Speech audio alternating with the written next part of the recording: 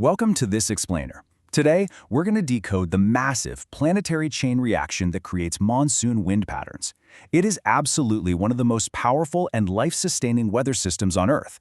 I mean, it literally dictates the lives, the agriculture, and the economies of billions of people. So we're going to break down exactly how this giant puzzle works.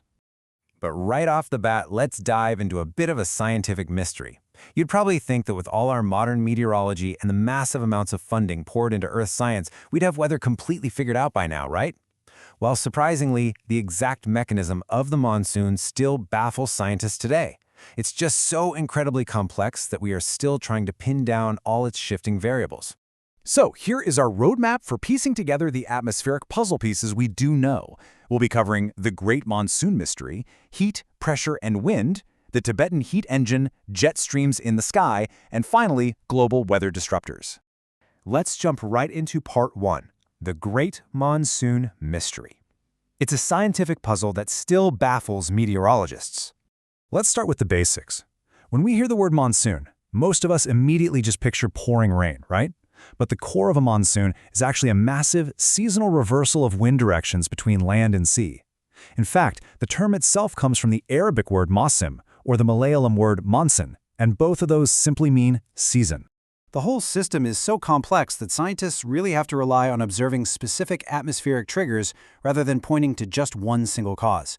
If you ask a top meteorologist for the exact 100% flawless mechanism behind it, they'll honestly tell you they just don't have it. Instead, they have to monitor a whole series of observed processes and conditions that, together, create the weather event we experience. Moving on to Section 2, heat, pressure, and wind. These are the foundational rules of atmospheric movement. Okay, to really grasp the monsoon, you've got to understand the golden rule of climatology, which is that heat dictates pressure. It works like this. When an area gets super hot, the air above it heats up, becomes lighter, and actually rises up into the sky. That creates a relative void, or low pressure, right down at the surface. On the flip side, cooler temperatures mean the air is heavier, so it sinks down, creating higher pressure at the surface. Think of it like this. Imagine you're sitting on a heavy iron chair, and someone suddenly lights a fire right underneath it. What do? You jump up immediately. And because you jumped up, the physical pressure you were putting on that chair is gone. Well, the atmosphere does the exact same thing. When the ground heats up, the air jumps up, leaving low pressure behind at the surface. And here's the kicker. Nature absolutely hates a vacuum. Because that hot air jumped up like it was on a hot iron chair, it leaves an empty space down at ground level. To balance things out, heavier, high-pressure air from somewhere else rapidly rushes in to fill that gap. That horizontal movement of air rushing in to fill the low-pressure void, that is exactly what we feel as wind. Which brings us to Section 3, the Tibetan heat engine. This is the first domino in the planetary chain reaction. This whole sequence is the ultimate domino effect. During the summer, the massive landmass of the Tibetan Plateau gets intensely hot. Following our iron chair rule, this creates a gigantic low-pressure zone. So the air rises high up to the edge of the troposphere and starts traveling south.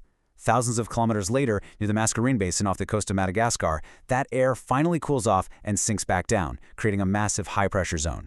And finally, that high pressure desperately seeks out the low pressure back in Asia, pushing massive amounts of moisture-heavy ocean air right back into the Indian subcontinent.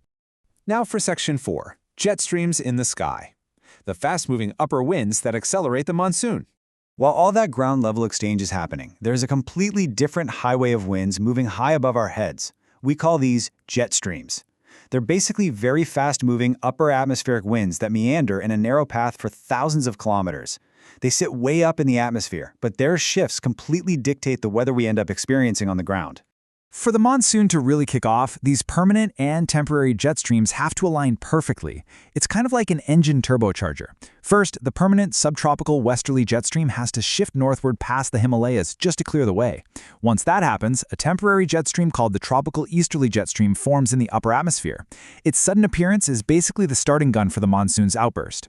Down at a lower altitude near the Horn of Africa, another temporary stream called the Somali jet stream forms, and this one actively pushes those ocean winds straight toward the Indian coast. What's really fascinating here is that by monitoring the strength of those temporary high-altitude winds, scientists can actually predict the intensity of the incoming monsoon season.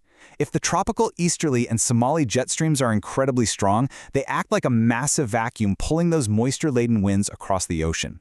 Basically, a stronger jet stream directly translates to a much stronger and more robust monsoon for everyone on the ground. Finally, let's look at Section 5, Global Weather Disruptors. This is how distant oceans can disrupt the delicate wind cycle.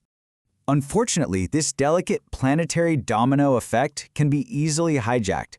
If ocean temperatures shift to create unexpected high pressure near India, the monsoon winds completely lose their motivation to travel there, starving the subcontinent of rain. This is known as the Indian Ocean Dipole. Remember our golden rule, wind always wants to go to a low pressure zone. If the ocean water near India is cool, it creates high pressure locally. Suddenly, those incoming winds have no low pressure void to fill, and the monsoon simply fails to deliver its rain. And then there's El Nino. It is honestly mind-blowing to think that a temperature anomaly thousands of miles away in South America can ruin an agricultural harvest in India. But that's exactly what El Nino does by stealing that low-pressure fuel. When the water near Peru gets unusually warm, it creates a massive low-pressure zone over the Pacific. This pulls the whole global atmospheric circulation out of whack, inducing a high-pressure zone right where India desperately needs low pressure. It essentially hijacks the Tibetan heat engine we talked about earlier, pulling the planetary winds in the totally wrong direction. So as we wrap up this explainer, we really have to wonder, how is global warming going to rewrite the rules of this intricate, life-sustaining wind pattern in the decades to come? As you've seen, the monsoon isn't just some localized rainstorm. It's a delicate, planetary-scale domino effect, connecting the high peaks of Tibet, the deep basin of Madagascar, fast-moving rivers of air in the upper atmosphere, and even ocean temperatures off the coast of South America. When you start altering the heat of the globe, you are altering the very fuel that drives this entire engine. The big question is, how much disruption can this ancient system take before the winds change for good? Thanks so much for joining me on this explainer, and keep questioning how our incredible world works.